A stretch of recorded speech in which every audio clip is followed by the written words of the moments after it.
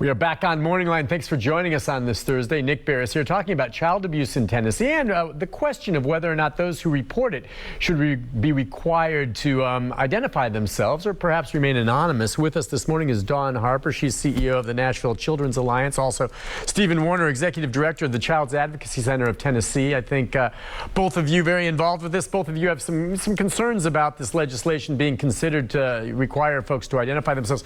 Can you tell me both? We can start with you, Steve. What are the reasons you think in those instances, and it's not the majority of the cases, but in those instances where someone chooses to be anonymous, why do you think they choose to be anonymous?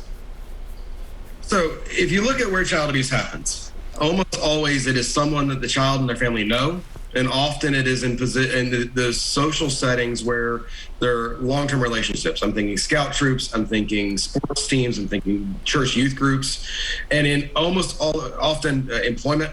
So if I work at a child care center and I suspect that one of my coworkers is abusing a child, if I make that report, do I lose my job?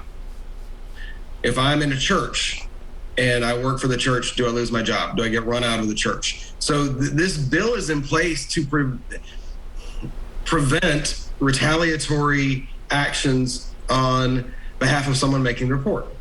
If I'm reporting to my neighbor and they find out that I made the report, do they sue me? Do I end up getting dragged into court over making a report over the best interest of the child? So this bill is in place to prevent retaliation against someone making a report and make it easier.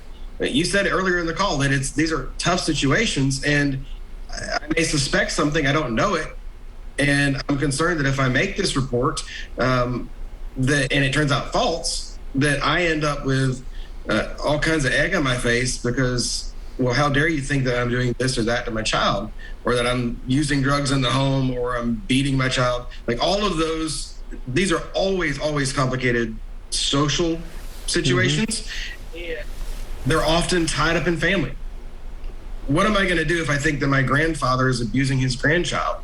I mean, how do you make that report in a way that doesn't end up with me permanently removing myself from my family? So this bill is in place to make you keep saying this bill. No, you don't mean this bill. You mean the law is in place. So because the bill will change. The law that is in place. Yeah. Okay, I just want to be clear on that. The law that is in place on the books. Yeah. Okay, and so all right. The non-reporting opportunity. So in a nutshell, the thinking is that at least, and as you said earlier, the majority of the people who do file these reports do reveal their identities and they share that, but about 20% don't.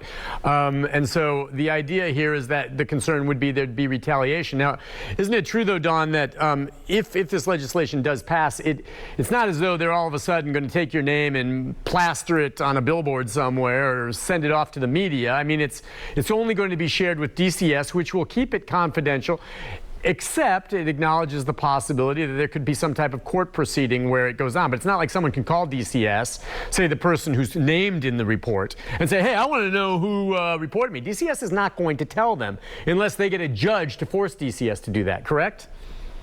That is correct. Yes, that is my understanding as well.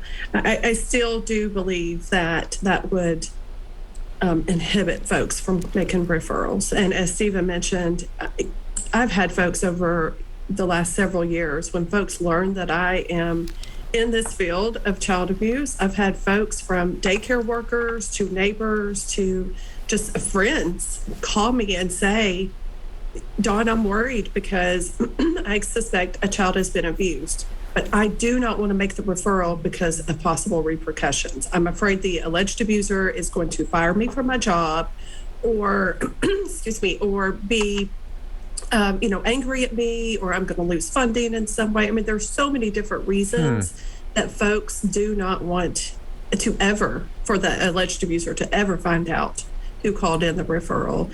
And, as we've talked about, it is mandated by law that all folks call in these child abuse referrals.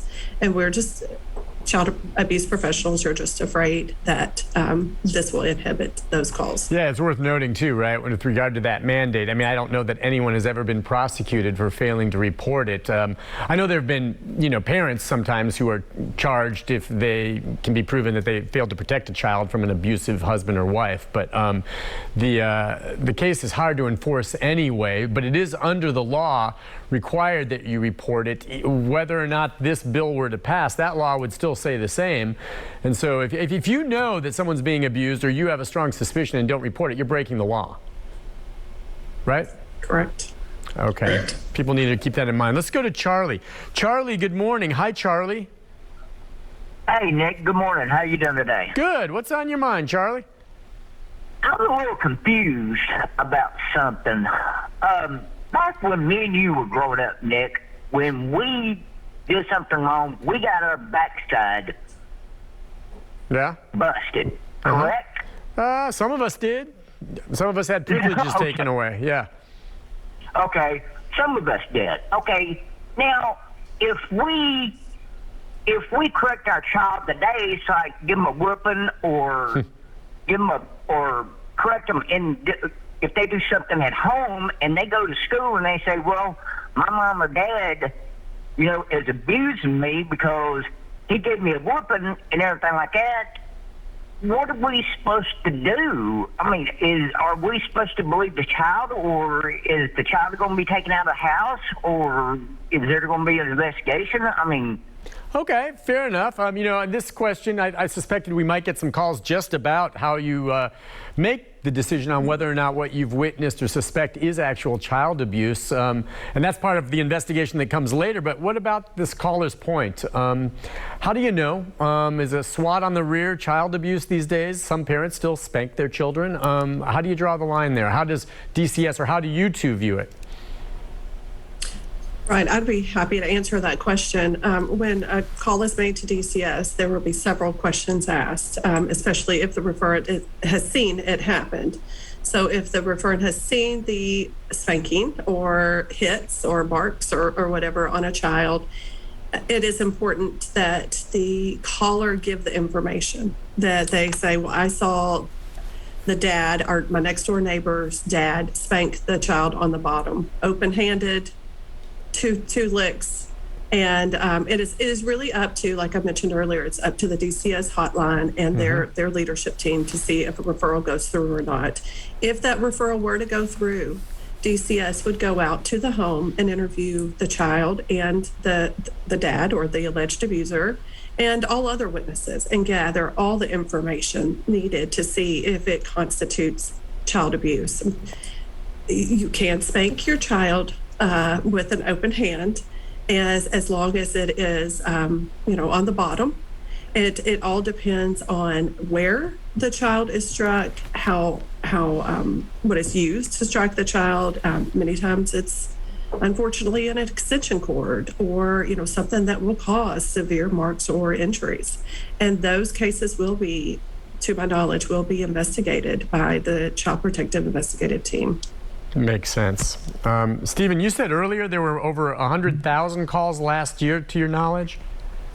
Yeah, there's about between 100 and 120,000 calls. Okay, so of that number of calls, how many of those, are those ones that end up somehow at some point going before some of those investigators at DCS to vet? That boggles my mind. DCS, to me, has, I think, one of the most difficult tasks in this state. And they take a beating a lot of times, and occasionally they'll make mistakes.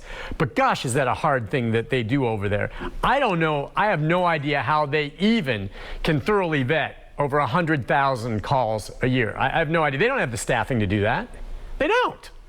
They need a bunch more people. That's ridiculous. Yeah, they do a good job with the budget they have, and I would argue they need more. They need more funding always. Most of our state agencies probably could use more funds, but particularly our Department of Children's Services. They've got staff in every single county.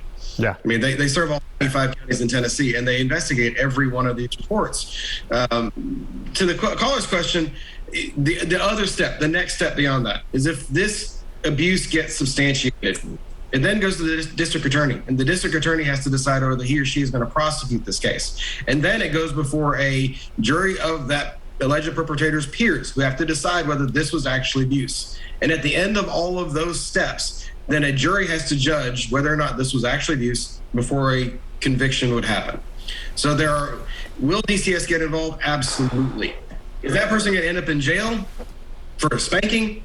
Incredibly unlikely that a jury is going to actually convict someone unless it actually constitutes physically harming that child.